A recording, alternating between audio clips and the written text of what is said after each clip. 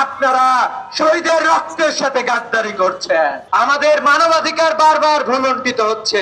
আমরা 12ই ফেব্রুয়ারি 2026 সালে যে নির্বাচন হয়েছে, সে নির্বাচনে বাংলাদেশের 69% মানুষ জুলাই সনদের 84টি সংশোধনী প্রস্তাবের উপরে, সংস্কার প্রস্তাবের উপরে জনগণের রায় প্রদান করেছে।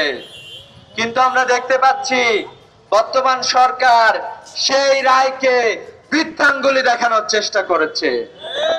133টি অধ্যাদেশের মধ্যে 20টি অধ্যাদেশকে তারা পাশ কাটিয়ে এই অধ্যাদেশগুলোকে তারা পাশ করতে চায় না বলে আমরা জেনেছি। আমরা এটাও জেনেছি গণভোট অধ্যাদেশকে তারা বাতিল করে দিতে চায়। আমরা বলতে চাই, বাংলাদেশের গণমানুষের ম্যান্ডেটকে আপনারা এভাবে ছুঁড়ে ফেলতে পারেন না। জনগণের উইল সংবিধানের চেয়ে বড়।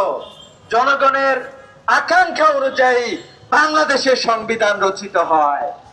অতএব এ ধরনের ডিস্ট্রাকটিভ কার্যক্রম থেকে আপনারা ফিরে আসবেন সেই প্রস্তাব রাখছি। আমরা আরো দেখতে পাচ্ছি গুম প্রতিরোধ যে অধ্যাদেশ ছিল সেটিও বাতিল করার চক্রান্ত চলছে। মানবাধিকার যে অধ্যাদেশ ছিল সেটিও বাতিল করার চক্রান্ত চলছে। আমরা বলতে চাই, আপনারা শহীদের রক্তের সাথে গাদ্দারি করছেন। আপনাদের কর্মী ইলিয়াস আলীকে গুম করা হয়েছিল, তার রক্তের সাথে আপনারা গাদ্দারি করছেন। বর্তমানে স্বরাষ্ট্রমন্ত্রীকে দেখছি, উনি খুবই বিভিন্ন ধরনের সংবিধানের বিষয়গুলো সামনে নিয়ে আসার চেষ্টা করছেন, অধ্যাদেশগুলো বাতিল করার চেষ্টা করছেন। আমরা বলতে চাই, আপনি আপনার অতীত থেকে শিক্ষা গ্রহণ করুন। আমরা এখনো বর্তমান যে প্রধানমন্ত্রী আছে তার কাছ থেকে আমরা শুনেছিলাম উনি তার নির্বাচনী প্রচারণায় হা ভোটের পক্ষে উনি ভোট চেয়েছিলেন।